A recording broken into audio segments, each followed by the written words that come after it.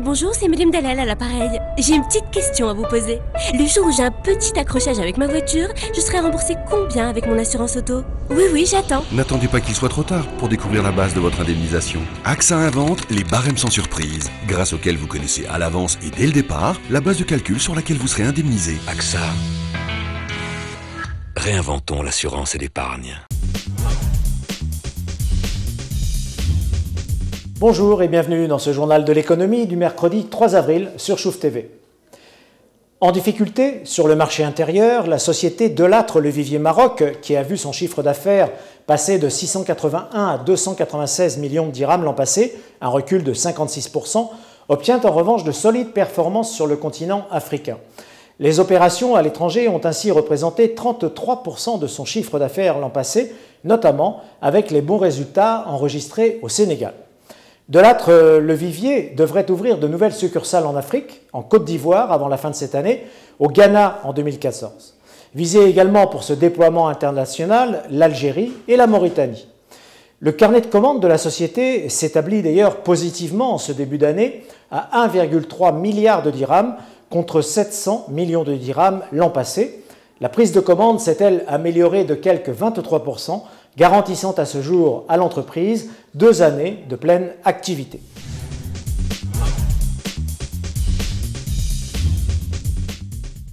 Une année 2012 à oublier pour Sonacide. Repli des ventes à l'export, baisse des prix et concurrence étrangère exacerbée, augmentation des coûts de production. Il n'en a pas fallu davantage pour que Sonacide voie plonger son chiffre d'affaires et son résultat net l'an passé. Le chiffre d'affaires du sidérurgiste marocain s'est en effet établi à 4,77 milliards de dirhams en 2012 contre 5,5 milliards en 2011, alors que son résultat net est passé dans le rouge à moins 93 millions de dirhams contre un résultat net positif de 107 millions un an plus tôt.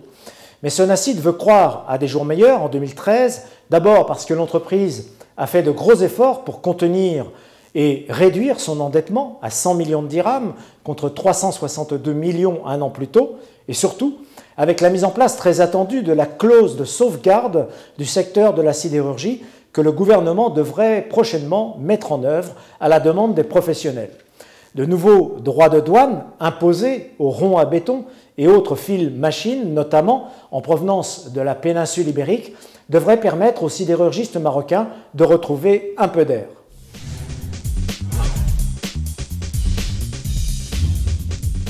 Le Sieur Cristal et Sophie Protéol au service du plan Maroc Vert. Nous évoquions ici même récemment les bonnes performances de le Sieur Cristal, le spécialiste des huiles, passé du giron de SNI dans celui du groupe français Sophie Protéol.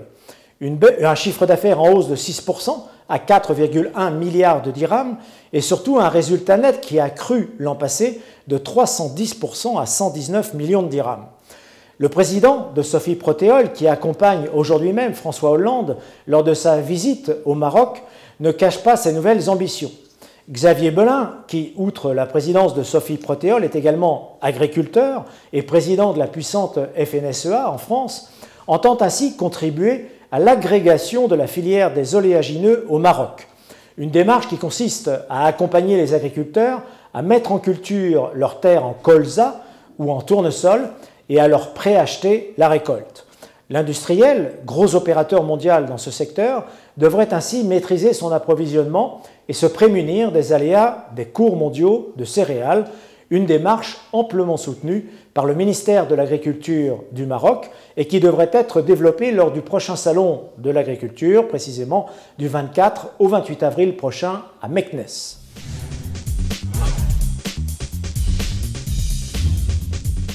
Une nouvelle cimenterie pour le groupe Holcim.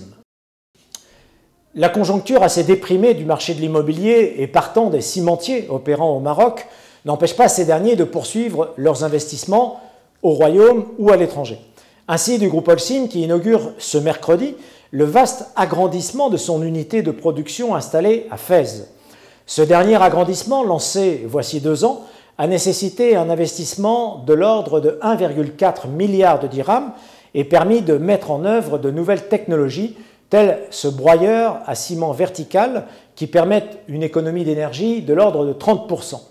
3 silos de stockage et un nouvel atelier d'ensachage et d'expédition viennent compléter cet agrandissement de nature à mieux servir une clientèle de proximité et de réduire ainsi les coûts de transport.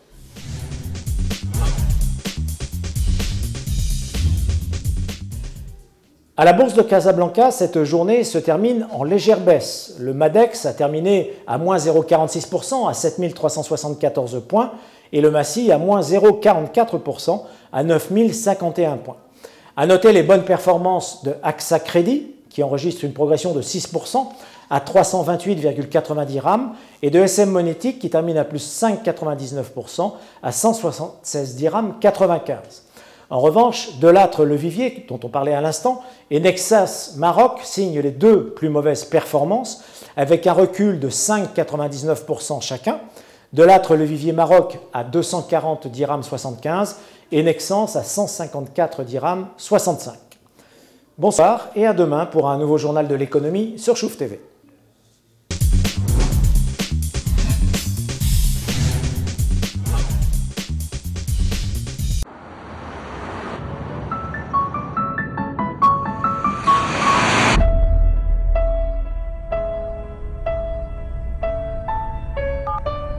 Oui, bonjour, c'est Madame Dalal à l'appareil. J'ai une petite question à vous poser.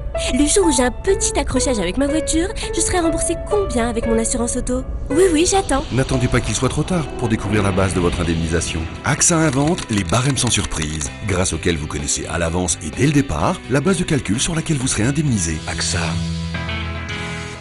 Réinventons l'assurance et l'épargne.